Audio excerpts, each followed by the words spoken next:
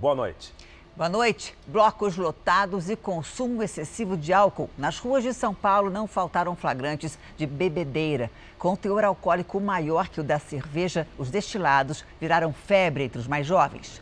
Nos postos móveis de atendimento montados no meio da folia, a maioria das emergências foi provocada pelo excesso de álcool. Parece mesmo ser o combustível da folia. Bombeiros civis e médicos estão de prontidão para socorrer o resultado dos excessos. Cerveja, uma cerveja. O cardápio é variado, das cervejas tradicionais a todo tipo de destilado, alguns com teor alcoólico até 5 vezes maior. Eu prefiro, porque eu acho barato e é bom. Esse ano, algumas bebidas alcoólicas mais fortes andaram ganhando a preferência nos blocos. O barrilzinho, antes consumido por dependentes e população de rua por conta do baixo custo, está nas mãos dos jovens. Tem a versão com cachaça, com teor alcoólico acima dos 40%. E uma mistura de xarope e vodka, 13,5% de álcool, mais doce e adaptada ao paladar dos foliões. Sobe mais rápido, sobe mais rápido. Bebeu, caiu. O problema é que a bebida muito mais forte é consumida na mesma intensidade do que a cerveja. 100 ml de vinho equivale a uma latinha de cerveja, que equivale a 50 ml de destilado. Então, se a pessoa muda para o destilado com o intuito de consumir o mesmo volume que ele consome de cerveja ou de vinho, ele vai consumir uma quantidade de gramas de álcool muito maior. O exagero tem resultado imediato. Só nesse posto de saúde de um dos blocos de carnaval da Zona Oeste de São Paulo, quase 500 pessoas foram atendidas em um só dia. A maioria, abuso de álcool e drogas.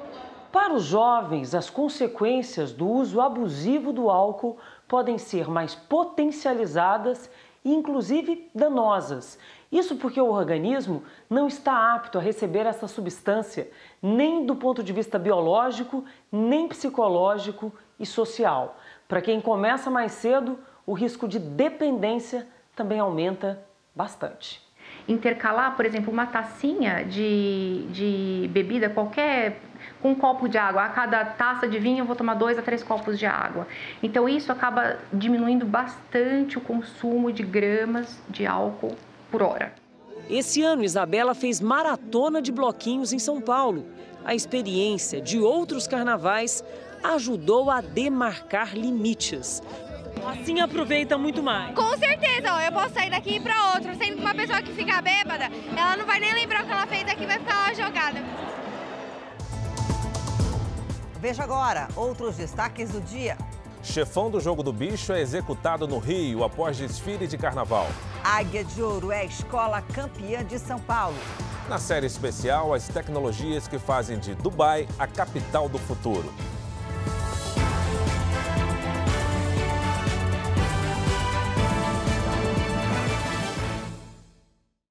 Oferecimento Bradesco. Pronto pro futuro.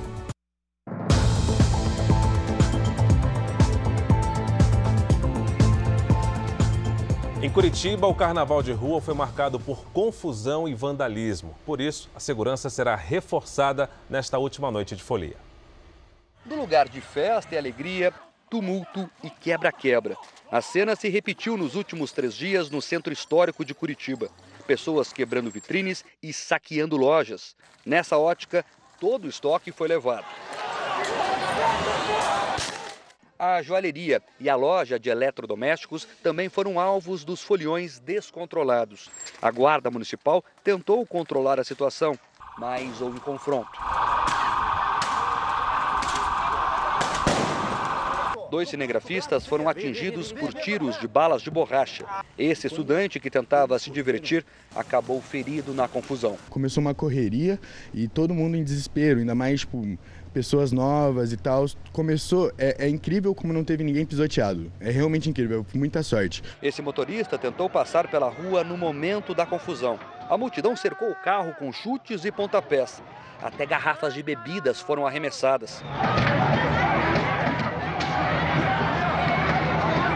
ônibus do transporte público também foram alvos dos vândalos. Barracas de uma tradicional feira que ocorre no local ficaram destruídas.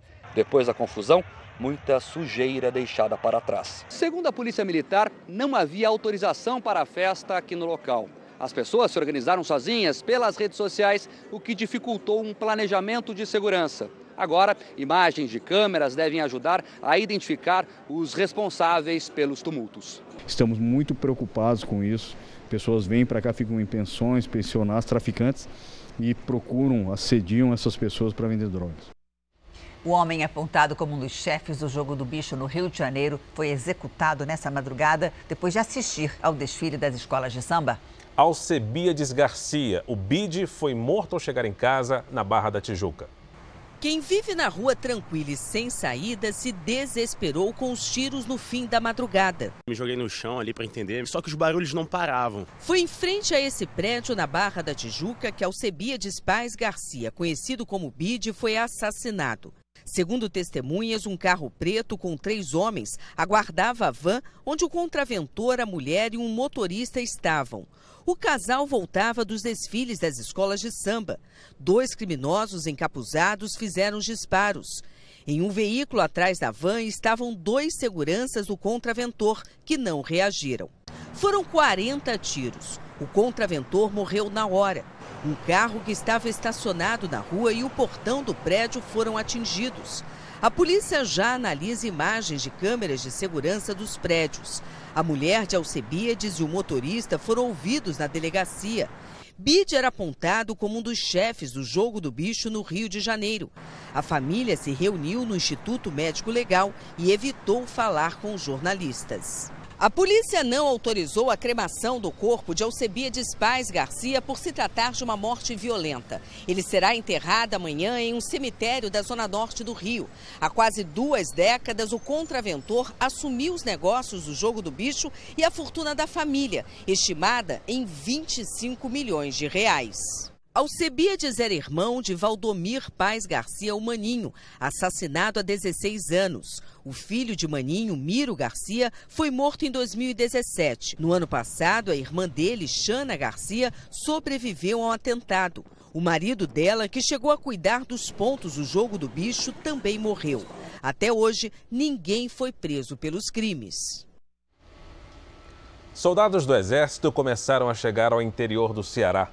O reforço na segurança, que estava limitado à região metropolitana de Fortaleza, foi deslocado. Mais de 170 pessoas foram assassinadas no estado desde o começo do motim de policiais militares. Ruas quase vazias no centro de Fortaleza. E mesmo debaixo de chuva, agentes da Guarda Municipal realizavam abordagens. É o 8º dia de paralisação de policiais militares que pedem aumento salarial. O Exército e a Força Nacional foram enviados para cá, mas a sensação de insegurança tem se espalhado. O vídeo gravado na madrugada mostra o desespero de quem estava em uma praça localizada numa região considerada calma. Os tiros foram disparados por criminosos e um policial que reagiu a uma tentativa de assalto. 2 suspeitos, mesmo feridos, conseguiram fugir a pé. A onda de violência tem assustado também a população no interior. Ontem, a avó e neta, um bebê de 7 meses, foram baleadas dentro de casa em Canindé, no Sertão Central. Familiares da mulher têm envolvimento com o tráfico de drogas, segundo a polícia. Também em Canindé, carros foram incendiados por integrantes de uma facção criminosa. Nesta terça-feira, as cidades de Crato e Juazeiro do Norte, na região sul do Ceará, receberam tropas do Exército. É uma estratégia para conter a violência que se espalha pelo estado. A Secretaria da Segurança Pública do Ceará contabiliza 170 homicídios desde o início do motim dos PMs há 8 dias. São 37% mais mortes do que em 2012, quando 124 pessoas foram assassinadas durante a paralisação de policiais, que durou 7 dias. Até agora, 230 policiais foram afastados e 42 PMs presos por deserção. 3 batalhões da Polícia Militar seguem fechados. Complica a volta do feriado em São Paulo. O repórter Luiz Carlos Azenha está na rodovia dos Imigrantes, que liga a capital ao litoral. Boa noite aí para você, Azenha. Estou vendo que continua chovendo. Como é que está a situação aí? Janine, tivemos um tremendo temporal agora há pouco na Imigrantes. Muita água na pista, muita neblina na serra.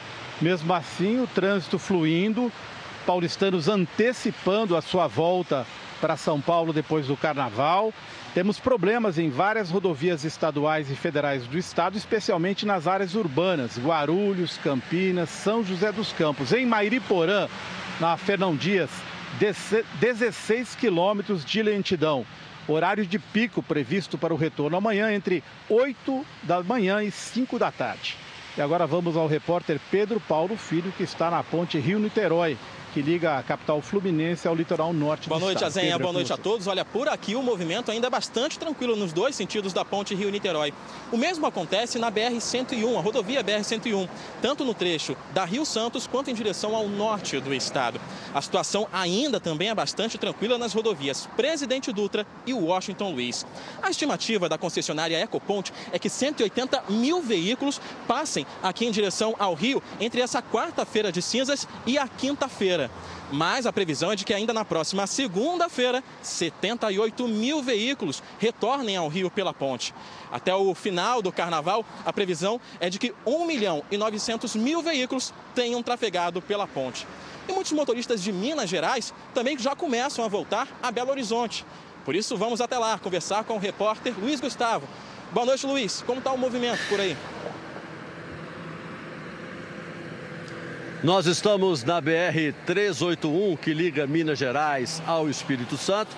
E neste momento o trânsito já está um pouco acima do normal. Uma pequena fila já se formando com alguns pontos de retenção. Segundo a Polícia Rodoviária Federal, 1.600.000 veículos devem passar pelas rodovias federais em Minas neste ano. No ano passado, esse mesmo feriado foi o de menor número de mortes nas estradas. Por isso, a meta da PRF em Minas deste ano é reduzir ainda mais a mortalidade nas estradas. Nós podemos perceber que o movimento é muito maior de quem está chegando do que saindo da capital, o que significa que quem estava no interior do estado ou nas praias capixabas tratou logo de voltar para casa, e os 5 milhões de foliões que ainda ocupam as ruas de Belo Horizonte, pelo visto, querem espichar a festa um pouco mais. 1.600.000 veículos devem passar pelas rodovias federais em Minas neste carnaval. Agora nós vamos para Porto Alegre, onde está o repórter Felipe Bueno.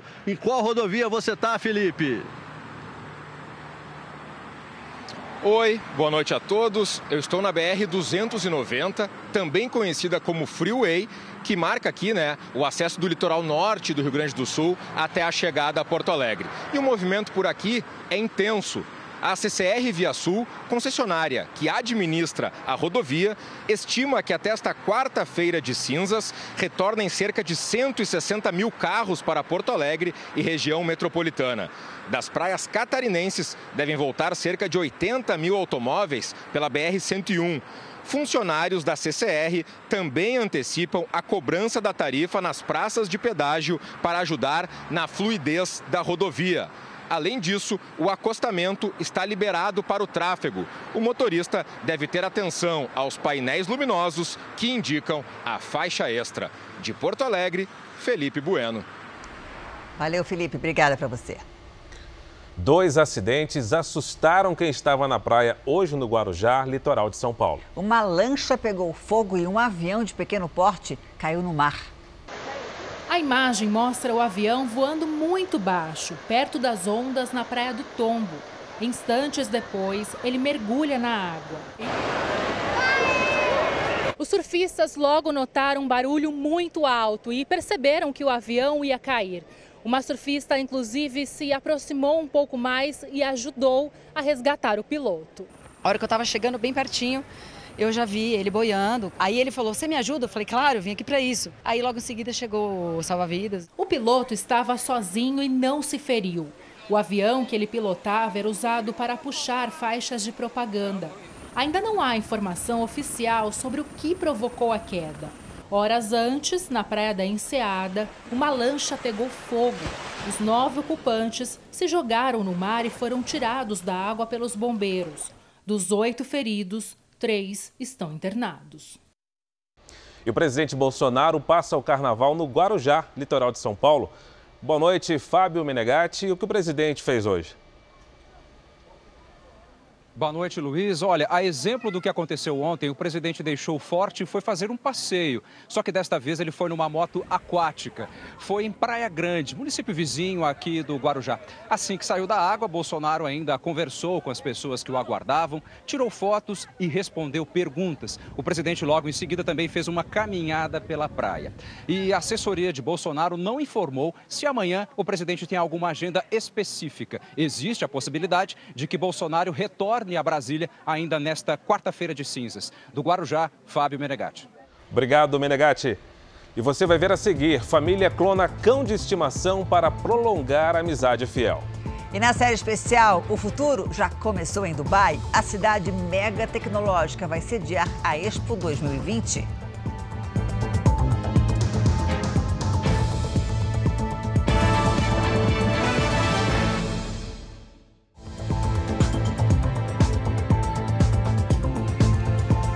Vamos ao vivo até a quadra da Águia de Ouro, a escola campeã de São Paulo. Olha só, essa festa começou assim que o resultado foi anunciado. Quadra lotada, os integrantes da escola já estavam aí desde o começo da votação. O lugar está cheio, pelo visto essa festa vai até bem tarde. Todos, crianças e idosos, cantam o enredo que deu à Águia de Ouro o título de campeã pela primeira vez na história. A reportagem sobre a apuração dos desfiles das escolas de samba em São Paulo você vai ver ainda nessa edição.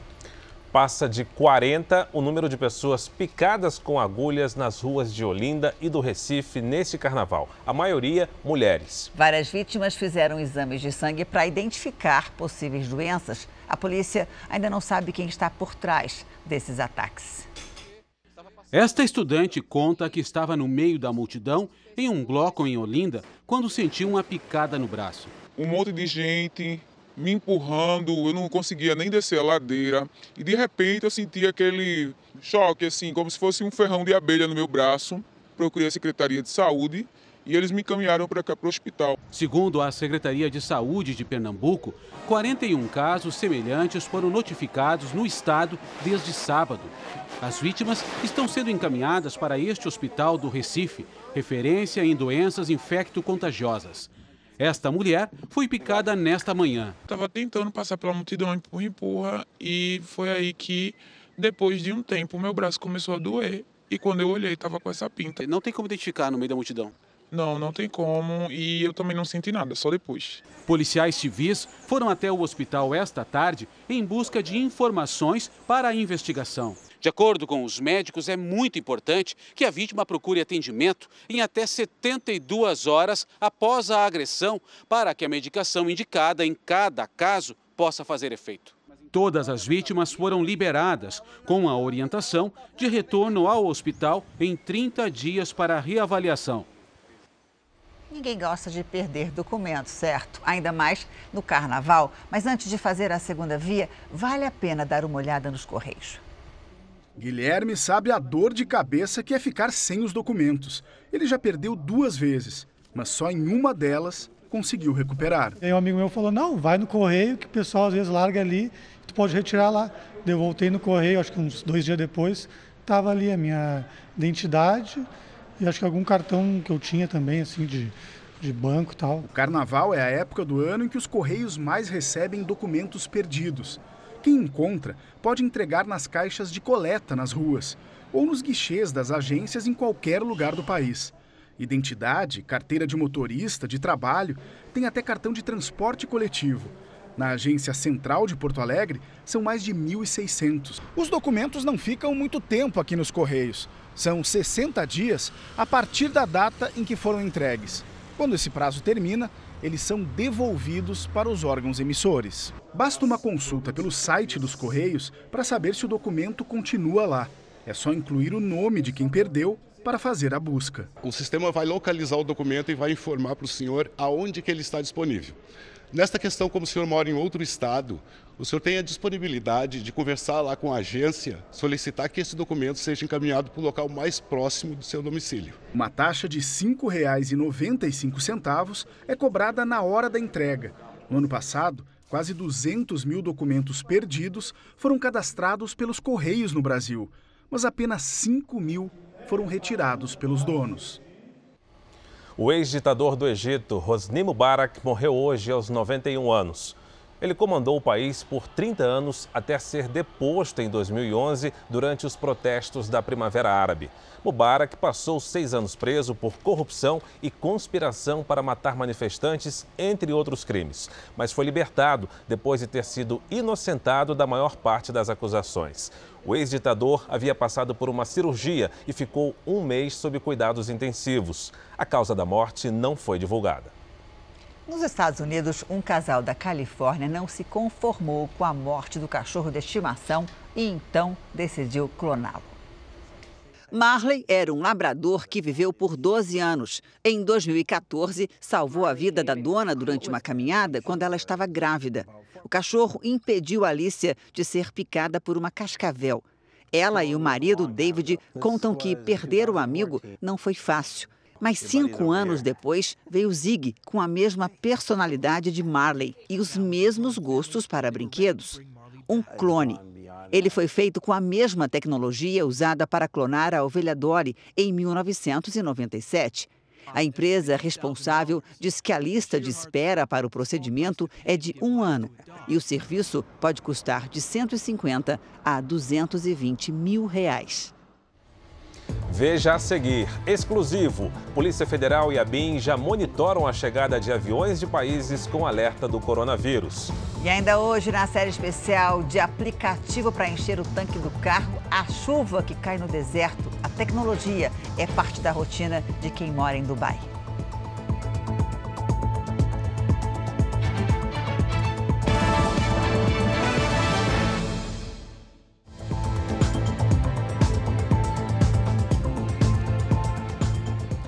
A Coreia do Sul pretende examinar os integrantes de uma igreja que respondem por 68% dos casos de coronavírus no país.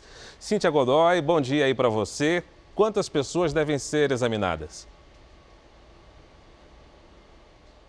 Oi, Fara, Janine, boa noite a todos. Bom, as autoridades sul-coreanas ainda não definiram um número, mas disseram que 10 mil pessoas estavam no local no mesmo dia em que os outros 2 fiéis que testaram positivo para o coronavírus.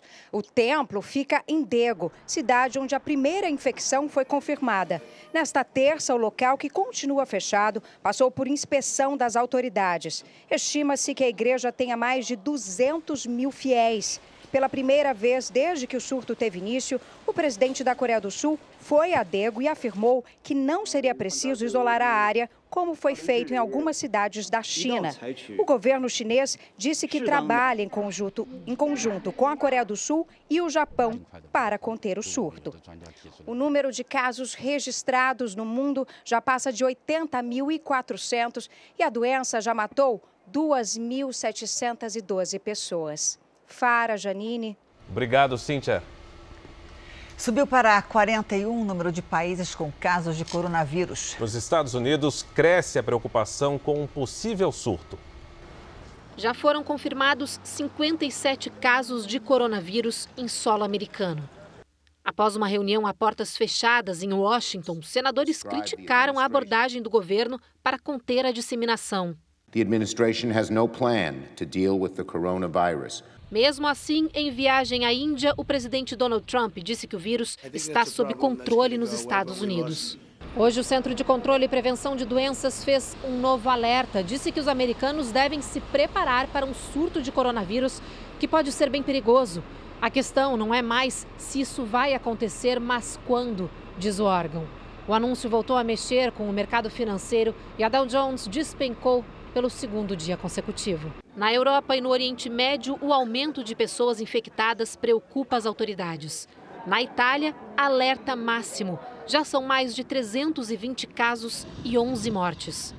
Na ilha de Tenerife, na Espanha, um hotel inteiro foi colocado em isolamento após um hóspede italiano testar positivo para o coronavírus. Mais de 1.000 pessoas estão confinadas. Suíça, Áustria e Croácia também confirmaram os primeiros casos. No Oriente Médio e região, muitos países estão cancelando viagens aéreas, principalmente com destino ou escala no Irã. O país islâmico confirmou 95 casos de coronavírus e pelo menos 16 mortes, o maior número de óbitos fora da China. Um documento obtido com exclusividade pelo Jornal da Record revela que a Polícia Federal e a Agência Brasileira de Inteligência já monitoram as chegadas de aviões de países com alerta de coronavírus. Mais de 2.000 pousos devem ocorrer até fim de março nos principais aeroportos do Brasil. O Ministério da Saúde informa que o Brasil tem hoje 4 casos suspeitos de coronavírus sob investigação, todos em São Paulo. Foram descartados 55 casos em 8 semanas de acompanhamento da doença, que ainda não chegou ao Brasil. A preocupação agora se volta para portos e aeroportos brasileiros. Basta ter 5 casos confirmados para que um país entre na lista de alerta do Ministério da Saúde, que conta com 16 países. Canadá, com 10 casos, e Reino Unido, com 13, devem figurar na próxima atualização desta lista, que sairá amanhã. A piora no cenário de disseminação da doença nas últimas 48 horas surpreendeu as autoridades e pode levar a Organização Mundial de Saúde a classificar o caso como pandemia, isto é, doença epidêmica amplamente disseminada. O Brasil tenta se antecipar à chegada do coronavírus, dada como certa pelo próprio ministro da Saúde, Henrique Mandetta. A Polícia Federal e a ABIN, Agência Brasileira de Inteligência, encaminharam hoje à equipe de vigilância sanitária o mapa completo dos voos internacionais dos países da lista de alerta. A tabela lista as chegadas nos aeroportos de São Paulo e Rio de Janeiro até 30 de março. Em destaque, aparecem os 6 países com mais visitantes. 4 deles já estão na lista de alerta do Ministério. Ao todo, estão previstos mais de 2.000 voos destas localidades até o final de março. Nos aeroportos, o clima é de preocupação entre quem vai decolar para estes destinos. Eu tenho um pouco de receio, porque essa doença está muito perigosa. Já o desembarque segue sem qualquer procedimento adicional, a não ser o alerta sonoro, recomendando que quem apresenta sintomas como febre e tosse deve procurar as autoridades de saúde já no aeroporto. A aerolínea avisou que se tem sintomas, etc., tem que procurar uma estação de saúde. O Ministério da Saúde divulgou agora à noite uma nota sobre mais um caso de suspeita de coronavírus em São Paulo. Vamos a Brasília com a repórter Cristina Lemos, ela tem mais informações sobre isso. Oi, Cristina, boa noite para você. O governo confirmou mais esse caso suspeito? Boa noite, Janine. Boa noite a todos. Não há uma confirmação oficial porque falta a contraprova do Instituto Adolfo Lutz. No entanto, exames preliminares deram positivo para coronavírus para um dos casos suspeitos em São Paulo. Faltando, portanto, a contraprova. Repetindo, exames preliminares confirmaram coronavírus para um dos casos em São Paulo. Trata-se de um passageiro que desembarcou de um voo da Itália, um histórico de passagem pela Itália. Diz a nota oficial do Ministério da Saúde. Um homem de 61 anos, residente em São Paulo, traz histórico de viagens da Itália, na região da Lombardia. Ele foi a trabalho sozinho no período de 9 a 21 de fevereiro e iniciou com os sintomas, com os sinais, febre, tosse seca, dor de garganta e coriza, compatíveis com a suspeita de doença pelo coronavírus, o Covid-19. O paciente está bem, com sinais brandos e recebeu as orientações de precaução padrão. O Ministério informa que possivelmente amanhã haverá a confirmação oficial ou não, após a contraprova feita pelo Instituto Adolfo Lutz, aqui em Brasília e com a presença do ministro da Saúde, Henrique Mandetta. De Brasília, Cristina Lemos. Obrigada, Cristina. O dia hoje começou com nevoeiro em São Paulo, na região do aeroporto de Guarulhos. A visibilidade chegou a 400 metros, muito pouco. Boa noite para você, Lidiane. Me explica uma coisa, por que o nevoeiro geralmente se forma ou de noite ou nas primeiras horas do dia? Curioso, né, Janine? Muito. Boa noite para você, para o Fara. Vamos lá. Boa noite também para quem nos acompanha. Para acontecer o nevoeiro, precisamos de céu claro, sem nuvens e frio. À noite, a atmosfera libera calor. A temperatura diminui no solo e o ar perto da superfície, então, resfria. O frio e a alta umidade da manhã produzem gotículas de água. As gotículas formam uma nuvem perto do chão. Isso é o nevoeiro. E quanto mais gotículas, mais denso o nevoeiro e menor a visibilidade. Isso pode acontecer de novo amanhã? Pode sim, Janine. Na faixa leste do estado de São Paulo e também em grande parte do Paraná, principalmente em Curitiba e Maringá. No fim do dia, uma frente fria provoca temporais em grande parte do sudeste. As rajadas de vento podem passar dos 70 km por hora entre o litoral do Paraná e o de São Paulo. Tem chance de alagamentos na capital paulista. A chuva forte também pode vir com trovoadas e granizo em Mato Grosso do Sul e em Minas Gerais. No norte e no nordeste, sol com pancadas a qualquer hora. Tempo firme na fronteira com o Uruguai. Em Santa Catarina, chuva fraca. Em Florianópolis, máxima de 24 graus. No Rio de Janeiro, faz 34. Em Belém, 31 e até 33 em Aracaju. Em São Paulo, vamos ter uma quarta-feira abafada com 29 graus e temporais à tarde. E na quinta, o calor diminui e aí o dia vai ser chuvoso. Frente fria chegando por aqui. Ah, jura? É verdade. De novo. Obrigada, Lidiane. Até amanhã. 2 pessoas foram baleadas no fim do dia hoje em um bloco de rua em Pinheiros, bairro Nobre de São Paulo. O DJ Diplo se apresentava no momento em que uma briga generalizada começou. 2 foliões, um homem sem camisa e uma mulher de saia amarela foram atingidos por tiros e algumas outras pessoas ficaram feridas por causa da confusão. Essas imagens mostram o momento exato do ataque. Em seguida, um homem pega algo do chão que parece ser uma arma.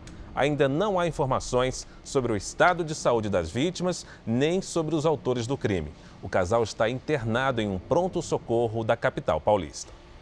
E a Águia de Ouro, escola da Zona Oeste de São Paulo, é a campeã do carnaval, como você viu agora há pouco, pela primeira vez. 9.9. Tensão e ansiedade desde as primeiras notas. Nota 10.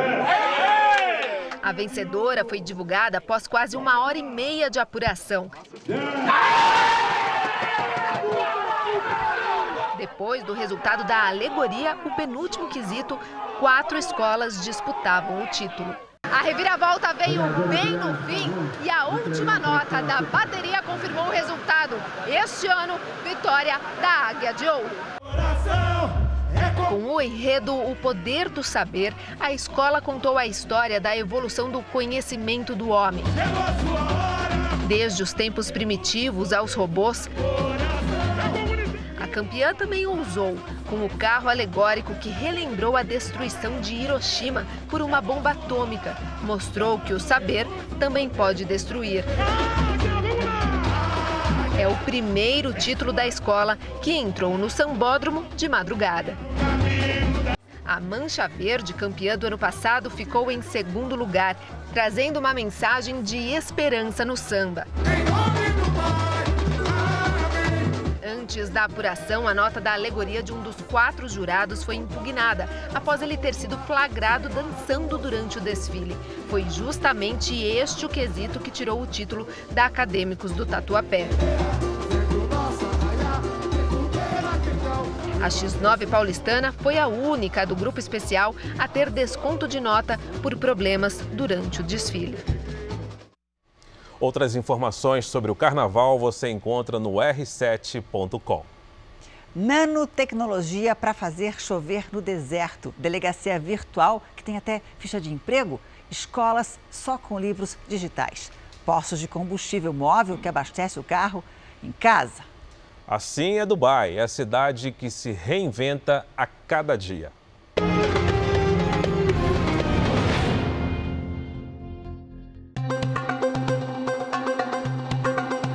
Dubai é uma cidade jovem, com um respeito profundo pelo passado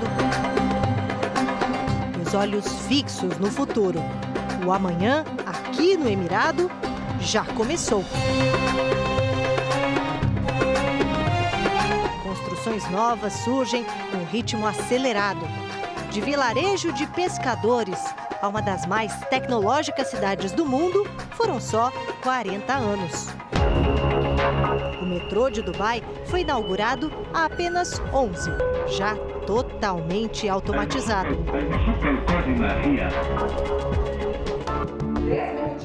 Juliana mora com a família em Dubai há 9 anos. A tecnologia faz parte da rotina dela. Os filhos não têm livros. As reuniões e boletins são pelo aplicativo da escola.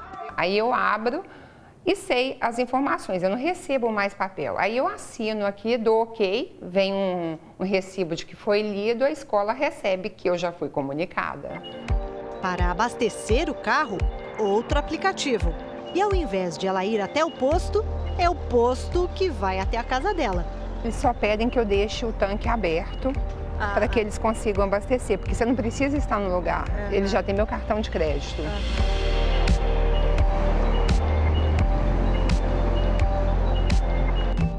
Em Dubai, até a delegacia é Tecno. Essa é uma delegacia de polícia digital. Aqui qualquer pessoa, seja ela turista ou residente, pode relatar um problema, desde a perda de um objeto até um acidente de trânsito ou a denúncia de um crime como roubo, agressão ou até tráfico de pessoas. E é muito simples, é só você usar aqui o telão. E aí aqui você escolhe o serviço que você deseja. Pega uma senha, eu vou na cabine 1. E aqui você pode conversar diretamente com o policial que está lá na base e explicar a sua queixa. Hello, good afternoon. Ele explica que a delegacia digital oferece mais serviços do que uma comum. Até ficha de emprego se preenche aqui. No fim, você recebe esse canhotinho aqui com a garantia de que um policial vai te ligar em casa para dar prosseguimento à queixa.